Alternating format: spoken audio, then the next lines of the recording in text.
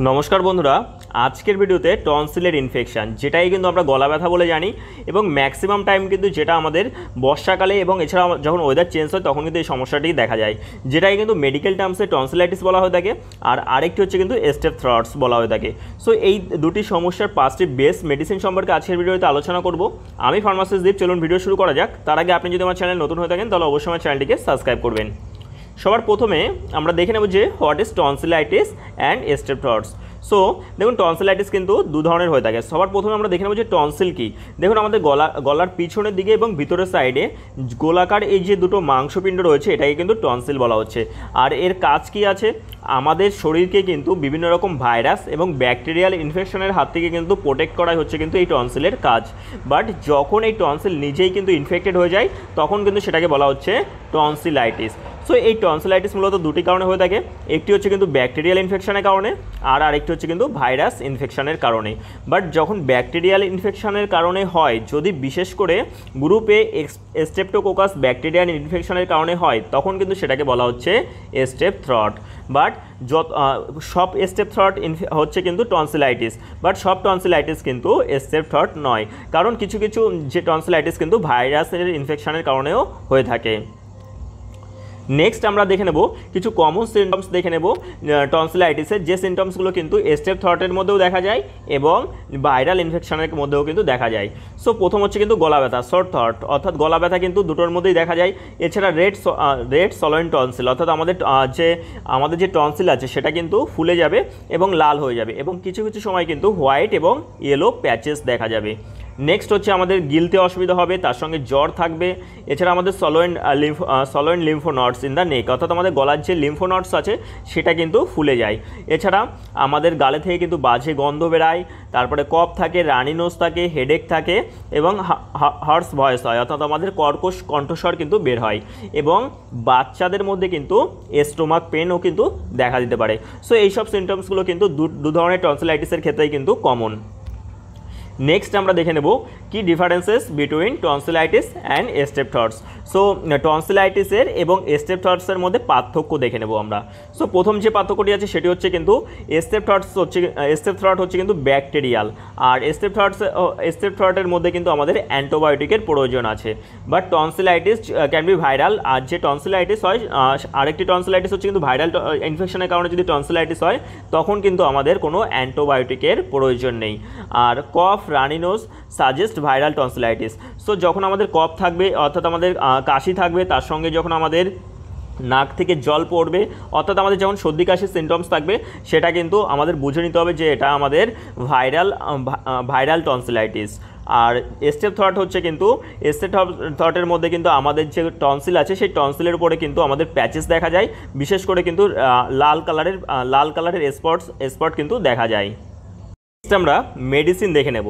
So আমাদের প্রথম medicine হচ্ছে কিন্তু একটি অ্যান্টিবায়োটিক, যেটি হচ্ছে কিন্তু অ্যামোক্সিসিলিন 500 mg এবং কালাভুলানিক অ্যাসিড 125 mg, যার ব্র্যান্ড নেম আছে কিন্তু মেগাসিভি 625 নামে আপনারা পেয়ে যাবেন। এছাড়া ক্যালাভাম 625 নামে কিন্তু পেয়ে যাবেন। এছাড়া অ্যাগুমেন্টিন ডিও 625 নামে কিন্তু পেয়ে যাবেন। মেগাসিভি 625 অ্যারিস্টো ফার্মাসিউটিক্যাল ম্যানুফ্যাকচার করে, ক্যালাভাম 625 অ্যালকেম ফার্মাসিউটিক্যাল ম্যানুফ্যাকচার করে এবং অ্যাগুমেন্টিন ডিও 625 কিন্তু জিএসকে ফার্মাসিউটিক্যাল কিন্তু ম্যানুফ্যাকচার করে। আর তিনটেই কিন্তু খুবই ব্র্যান্ডেড অর্থাৎ ফেমাস মেডিসিন। সো এখানে যে অ্যামোক্সিসিলিন আছে এটা হচ্ছে কিন্তু পেনিসিলিন গ্রুপের অ্যান্টিবায়োটিক, আর কালাভুলানিক অ্যাসিড হচ্ছে কিন্তু একটি বিটা ল্যাকটিমাস ইনহিবিটর। সো এটি হচ্ছে কিন্তু একটি broad spectrum antibiotic. Broad spectrum কারণ এই কম্বিনেশনের মেডিসিনটি কিন্তু গ্রাম পজিটিভ এবং গ্রাম নেগেটিভ দু ধরনের ব্যাকটেরিয়ার উপরে কিন্তু ইকুয়ালি এফেক্টিভ। দ্যাটস ওয়াই কিন্তু এই ট্যাবলেটটি হচ্ছে কিন্তু একটি broad spectrum antibiotic. So amoxicillin এবং কালাভুলানিক অ্যাসিডের ট্যাবলেটের ডোজ কী আছে, অ্যাডাল্টস অর্থাৎ যারা প্রাপ্তবয়স্ক লোক আছে তাদের জন্য কিন্তু একটা করে ট্যাবলেট দিনে 2 বা 3 থেকে 5 দিনের জন্য কিন্তু রেকমেন্ড করা হয়ে থাকে। বাট বিশেষ করে যদি স্ট্রেপ্টোকোকাস ব্যাকটেরিয়ার ফলে যদি টনসিলাইটিসের ইনফেকশন হয়ে থাকে তখন কিন্তু পেশেন্টকে এটাকে এক্সটেন্ড করে 7 থেকে 10 দিনের জন্য কিন্তু রেকমেন্ড করা হয়ে থাকে।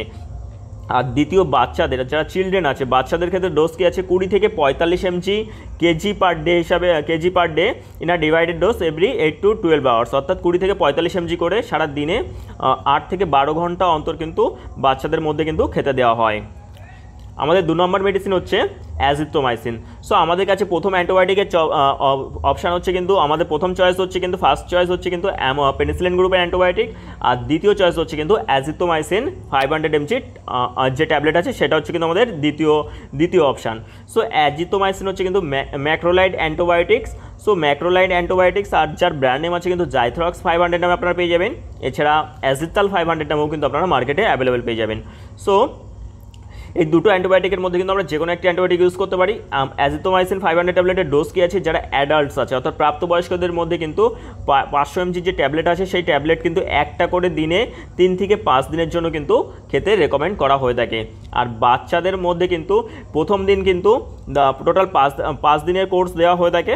সো প্রথম দিন 10 mg কেজি পার ডে হিসাবে দেওয়া হয়ে থাকে ডে অনে, এবং তার পরবর্তী 4 দিন কিন্তু 5 mg কেজি পার ডে হিসাবে কিন্তু পরবর্তী 4 দিন কিন্তু বাচ্চাদের মধ্যে খেতে দেওয়া হয়ে থাকে।